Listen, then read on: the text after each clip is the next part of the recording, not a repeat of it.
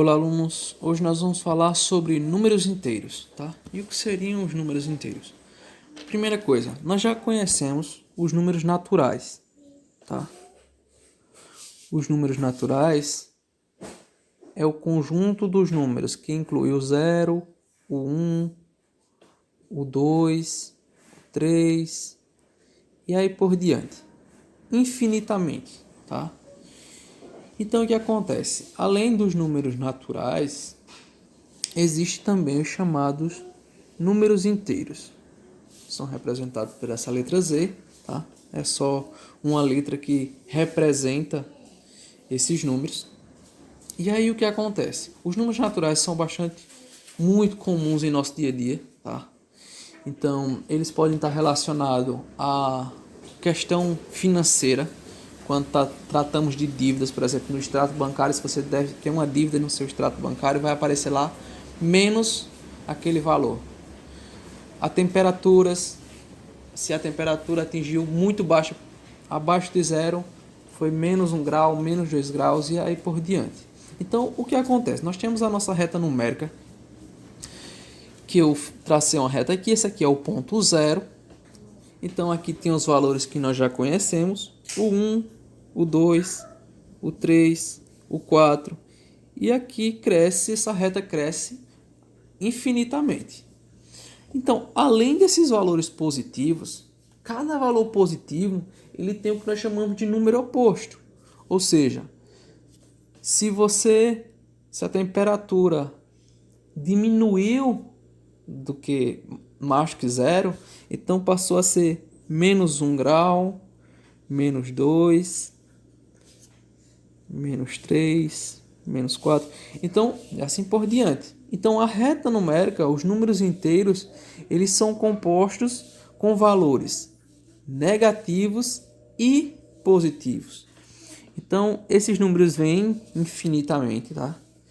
Então, nós chegamos aqui, por exemplo, no menos 3, menos 2, menos 1, 0. Chegou o zero. O zero é o nosso divisor, tá? Para os negativos e para os positivos. Então, o zero nem é considerado positivo, nem é negativo, tá? Ele é considerado número neutro. Então, menos 1 é 0, 1, 2, 3, e a reta continua crescendo, e esse conjunto continua crescendo infinitamente.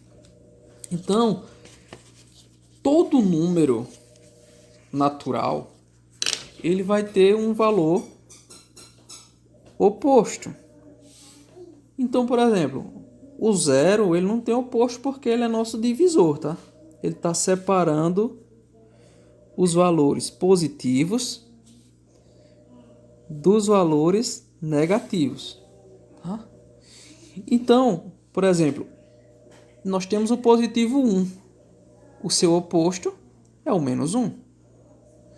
Nós temos o valor 2. O seu oposto é o menos 2. Nós temos o valor 3. O seu oposto é o menos 3. Então, todo número tem o seu oposto. Aí eu pergunto, o oposto do menos 4 é o mais 4. É importante eu destacar o seguinte, os números positivos, que nós já conhecemos há muito tempo, o sinal positivo nem sempre é obrigatório de aparecer, tá? Aqui poderia aparecer mais 1, mais 2, mais 3, mais 4, mas ele não tem obrigatoriedade de aparecer. Já os valores negativos sempre devem aparecer o sinal de menos, certo? Então, todo valor negativo, o sinal sempre aparece. No positivo, nem sempre, tá? Ele não é obrigatório, a não ser que você esteja formando uma expressão, tá? Então, por exemplo, se você pegar um extrato bancário e você tem na sua conta R$100, não vai aparecer lá mais 100, tá?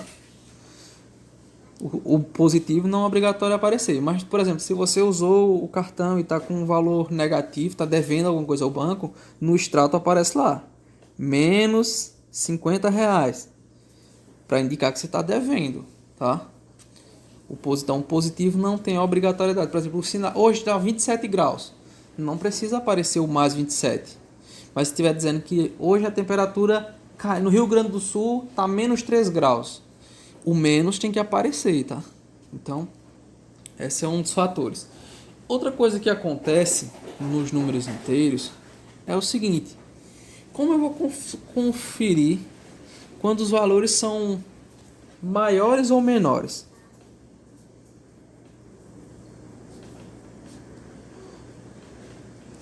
Quando os números são naturais, isso é mais fácil. Por exemplo, se eu tenho o valor 3 e o valor 10. Isso aqui é óbvio que o 3 ele é menor, tá? Quando nós estamos trabalhando todos os valores, os inteiros, nós temos que verificar que a reta ela faz o seguinte, ó. Se nós contarmos aqui da esquerda para a direita, quando os valores vão indo da esquerda para a direita, eles estão aumentando, certo? Por quê? Veja assim, se a temperatura está menos 4 graus e aqui está menos 1, quer dizer que esse menos 1, apesar de tudo, ele está mais quente que aqui. Se está 2 graus, está mais quente que aqui. Se está 4 graus, está mais quente que aqui.